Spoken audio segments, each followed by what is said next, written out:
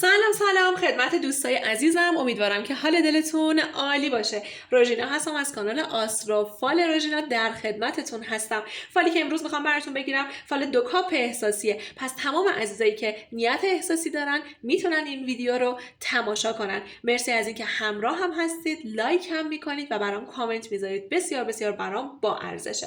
خب ابتداً میخوام از کاپ طرف مقابلتون شروع بکنم. ببینیم که طرف مقابلتون چه چیزایی توی ذهنش داره و اصلا چه کارهایی میخواد انجام بده. قبل از هر چیزی من جای آقایی رو دارم میبینم که داره سرک میکشه. اگر که در حال حاضر کات کردید با طرف احساسیتون، مطمئن باشید که طرف احساسیتون داره سرک میکشه توی پیج شما، توی صفحات مجازی شما و همچنین توی زندگی شما طبیعتاً. و این سرک کشیدن البته که چیز بدی به نظر من نمیرسه، ولی معتقد هستم که امکان داره که اصلا به خاطر این سرک کشیدن خودش دوباره قدمی رو برداره و اینکه صحبت یه دیدار برای شما اتفاق بیفته. اگر که پارتنر الان شما، یعنی کسی که باش تو رابطه هسته، قبلا ازدواجی رو داشته، دارم میبینم ممکنه بترسید از اینکه بخواد به شخص قبلیش برگرده، ولی شخص قبلی براش تموم شده. خب پس بنابراین نگران نباشید اصلا روی این مسئله و فقط انگاری که داره به شما توجه میکنه. اصلا استرس این رو نداشته باشید. خب ببینیم که چه چیزی براتون در اومده. اولی که سری گپ و گفتایی که خیلی دوستانه نیستن رو دارم اینجا میبینم. امکان داره یه سری گفتگوها، صحبتایی با پارتنرتون داشته باشید که این گفتگوها بیشتر از اینکه شبیه گفتگوی عاشقانه باشه، شبیه گفتگوی مجاب کننده هستش. شما بخواید ایشون رو مجاب کنید، ایشون بخواد شما رو مجاب کنه و همین مسئله باعث بشه یه سری انرژی بیقراری، ناراحتی یا دلخوری برای شما اتفاق بیفته که البته کوتاه مدت، مقطعیه و در نهایت با همدیگه به تفاهم و توافق میرسید.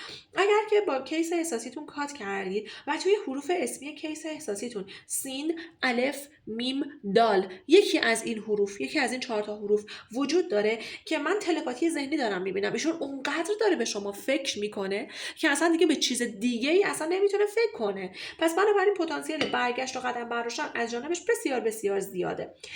خب اگر که متأهل هستید و نیت برای این 2 کاپ احساسی داشتید، باید بدونید که همسرتون نسبت بهتون وفاداره. یه سری یخی‌ها، سردی‌هایی می‌بینم که به خاطر روزمرگی‌هایی توی زندگی مشترک شما اتفاق افتاده. این روزمرگی ها رو اگر بتونید توش یه هیجان یا یک تغییر ایجاد بکنید، 100% که از این شرایط خارج میشید و اوضاع برای شما بهتر خواهد شد. کنجکاوی توی زندگی مشترک خیلی از دوستان دارم میبینم. امکان داره از جانب افرادی از فامیل های درجه 1 بخوان دخالت های رو زندگی شما بکنن. ببین مادامی که شما اجازه ندید، این دخالت ها نمیتونه اتفاق بیفته. پس بدونید که شما نوع رفتار خودتون جوری بوده که اونا به خودشون اجازه دادن که این دخالت ها رو انجام بدن. پس بنابراین خیلی مراقب باشید.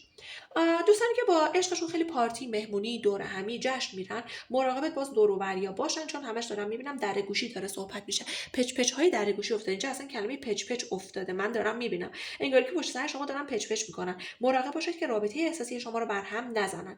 اگر کسی رو دورادور دوست دارید و ایشون اطلاعی از این مسئله نداره، باید اینو در جریانش باشید که اون طرف شما، یعنی کراش شما، هم نسبت به شما بیمیل نیست، ولی انقدر درگیر مسائل خودشه که اصلا نمیتونه فعلا مانوری رو روی روند روابط احساسی بده. پس بنابراین باید اجازه بدید که ابتدای امر مشکلاتش حل بشه تا بعدش ما بتونیم ببینیم که اصلا چه کاری میخواد این شخص انجام بده. رفته رفته مشکلات رابطه براتون کم رنگ تر میشه. خیلی از عزیزان دارم میبینم که اینجا درگیر روابط کات هستن، مخصوصا اگر در حقیقت رابطتون چندین و چند ساله است. یعنی یه سری روابطی رو دارن چندین و چند ساله ادامه داشته، ولی یه دفعه کات شده، یه دفعه بی هیچ دلیل موجهی انگاری کات شده. ولی باید بدونید طرف احساسیتون خیلی چیزا رو ازتون قایم کرده، برمیگرده بهتون، ولی وقتی برگرده توضیح درستی در مورد مسائلش نمیده. مطمئنا به خاطر یه دختر یا زن دیگه ای این کارو نکرده، مطمئنا که به خاطر مشکلات خودش بوده. حالا توضیحاتی که میده کم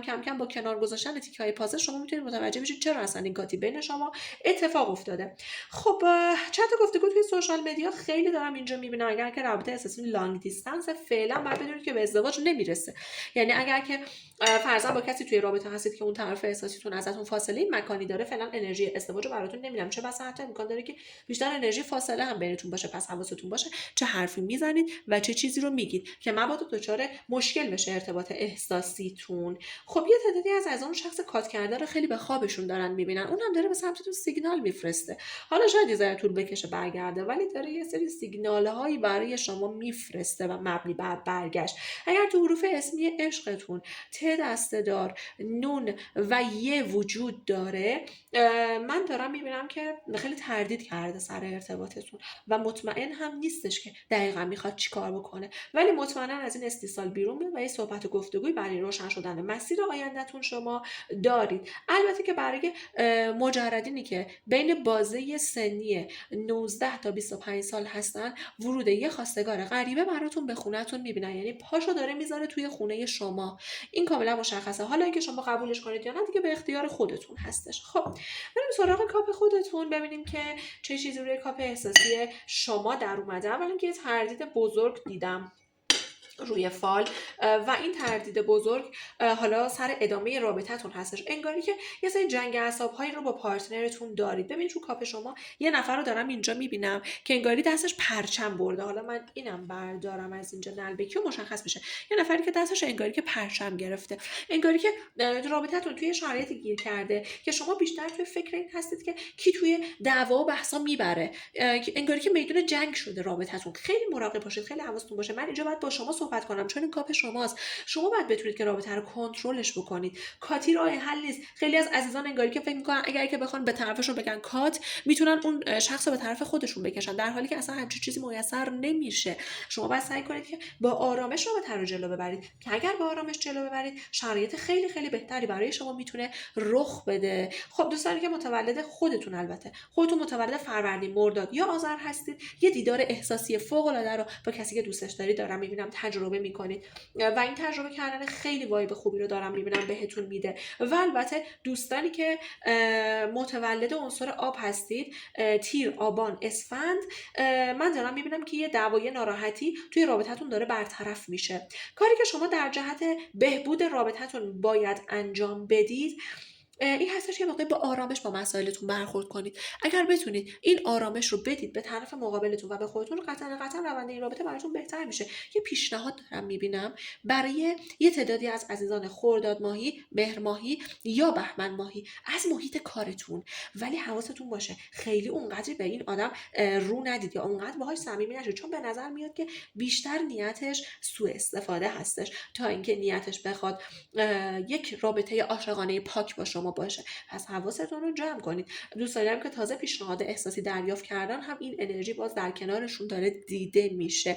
پس مراقب باشید، سعی کنید که اول طرفتون رو بشناسید، بعد براش تایم و وقت و انرژی بذارید. این براتون میتونه بهتر باشه و تا جایی که ممکن هستش روابط جنسی نزدیک رو به تعویق بندازید با این شخص جدیدی که باش تو رابطه رفتید. این میتونه براتون خیلی اتفاقات بهتری رو بندازه براتون. خب دوستان عزیزی که توی حروف اسمی خودشون دال، عین، لام و شین دارن، هر کدوم از این حروف رو دارید، براتون یه رابطه جدی دارم میبینم. یه رابطه‌ای که میتونه مرحله ازدواج رو برای شما داشته باشه، یعنی یه رابطه‌ای که میتونه به ازدواج برسه. بسیار بسیار هم بولد و پررنگ دارم میبینم این مسئله رو. ببینید اینجا کاملا نوشته صبر، یه کلمه صبر رو برای من انداخته. اینجا نوشته صبر. پس باید در رابطه با روابط احساسیتون واقعا صبور باشید، واقعا صبور باشید. یه نکته هم تو پرانتز بگم، دوستانی که متأهل هستن و منتظر بچه هستن، فرزند پسر داره براتون دیده میشه. اینم بهتون گفتم، ان شاءالله که خدا دامن همه رو سبز کنه.